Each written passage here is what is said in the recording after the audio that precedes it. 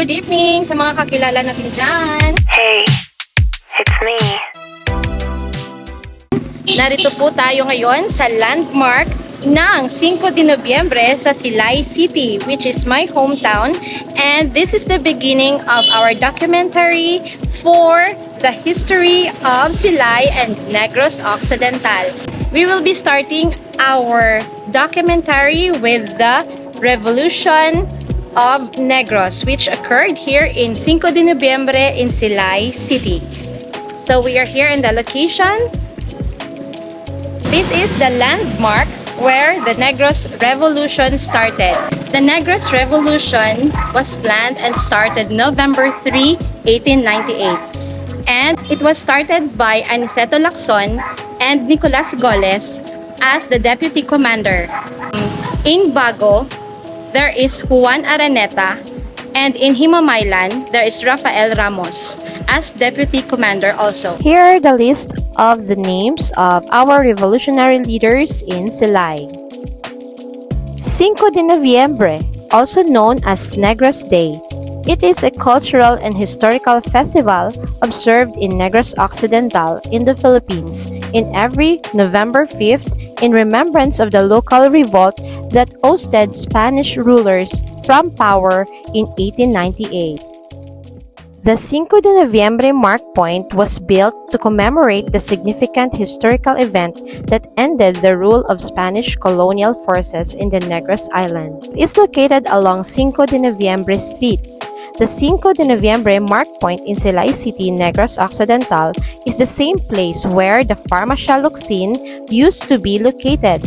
The drugstore was where the Negrenses secretly planned a bloodless revolt against the Spaniards. And this is Rizal Street in Silay City. This is the Farmacia de Silay, where the original building was located. This is the street of Cinco de Noviembre at night. We walk 1 block away from the landmark to see the Balay Negrense at night. Here it is. It's up for you to see. Whatever your reaction is, please write in the comment below and tell me if you see something on the building right in front of you. And you can see here, there are fogs, rain, and something. Maybe you can see something is moving up there, but I'm not sure because only you can see it. And please write a comment below to tell me if you can see something in there that cannot be seen by an ordinary person like me without a third eye.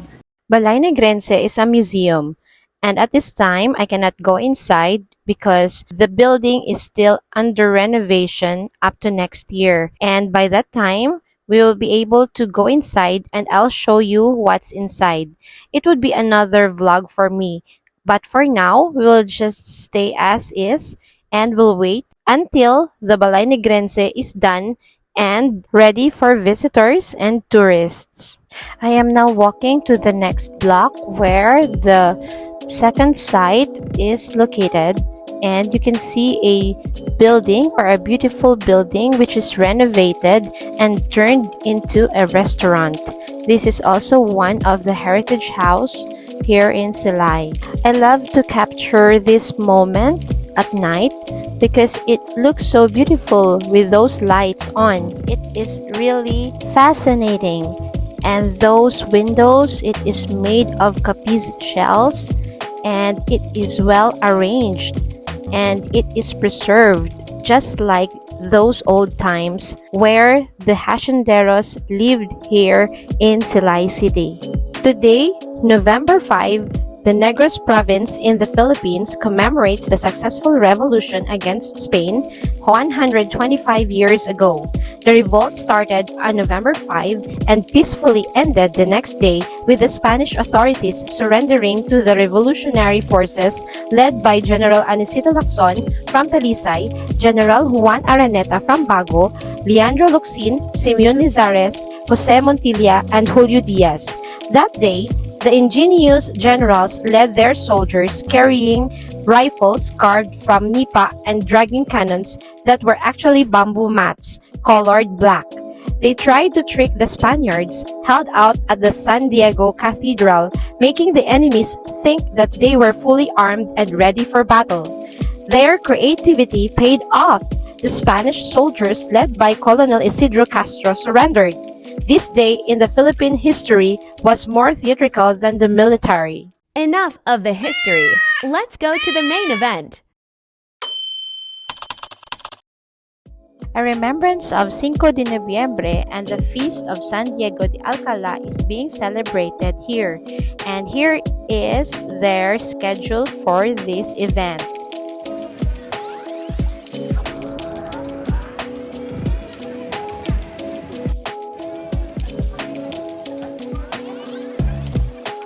The San Diego Pro-cathedral is the center of Roman Catholicism in Silay City, Negros Occidental. It draws not only the faithful but also tourists because it is the only church in the province that has a dome. Also known as the Silay Pro-cathedral, it is located at Rizal Street across the city park. The church's patron saint is San Diego de Alcala. Prior to the construction of the Pro-cathedral, the parish of Silay was built in 1776 using bamboo, kugon grass, and nipa palm. Its first priest was Father Alejo Ignacio de Molinas, a Spaniard. A more permanent structure made of stone and wood was constructed in 1841. Galvanized iron was used for the church's roof. Further improvements were done, but the church was left unfinished when the 1898 revolution broke out. But in 1925, Don Jose Ledesma, a wealthy sugar baron from Silay, donated money to replace the old structure. The construction of the new church was completed in 1927. Silay Pro-cathedral is the only pro-cathedral outside Metro Manila. It was elevated to a pro-cathedral status on December 25, 1994. A pro-cathedral is named by a diocesan bishop to serve as a cathedral but remains under the governance of the vestry and dean. It is used as a cathedral for diocesan purposes but without the formation of a legal cathedral organization. We have here the newly built 12-foot statue of San Diego de Alcala, the church patron saint. What happens during the celebration? Here are my clips. During the event, November 5th to November 13th. Alam nyo ba guys na sa plaza ng Silay City ay maraming stalls ng pagkain o nagbibenta ng pagkain. Isa na dito yung mga beef pares, arroz caldo, at kung ano-ano pa. Kagaya nito, yan yung arroz caldo ng Mans. Makikita nyo yan, ayan, sobrang sarap niyan. At saka andyan din yung mga prices nila, at saka original pares of Silay yan. At saka yan yung mga meat, yung sabaw, at iba't ibang mga seller or nagbibenta na mga kainan ng mga beef pares, pak choy, at kung ano-ano pa. Talagang mabubusog ka pag mag-order ka kahit isang mangkok lang. Yan, tingnan nyo, marami dyan. Meron mga tinapay, at sa palibot meron ding mga hamburger, mga milk tea, at kahit ano-ano pa.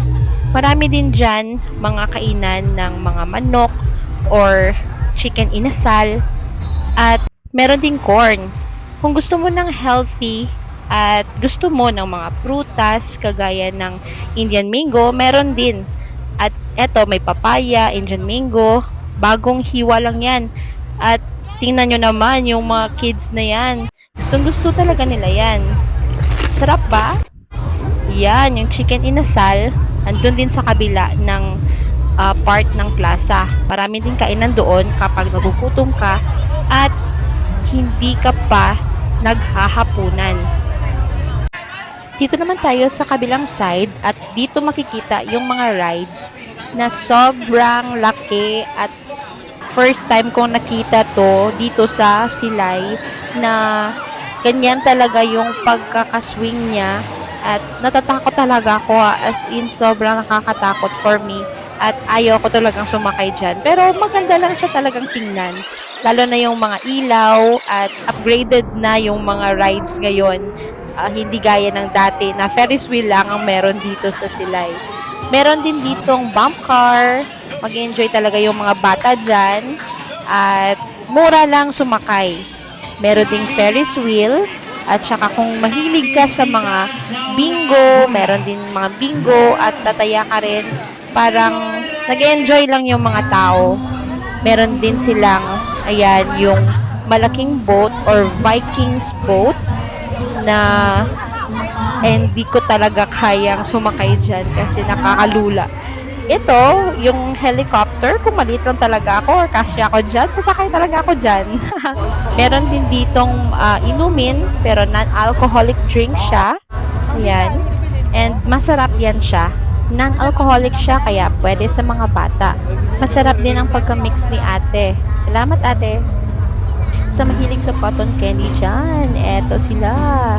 At meron din ditong melon, juice, at waffle. Uy, ano to? Mukhang masarap.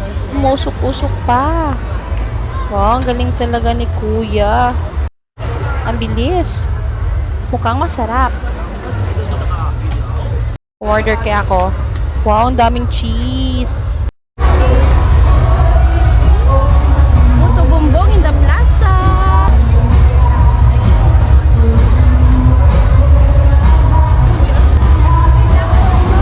Dito niluluto yung puto bumbong. Yan, mainit pa.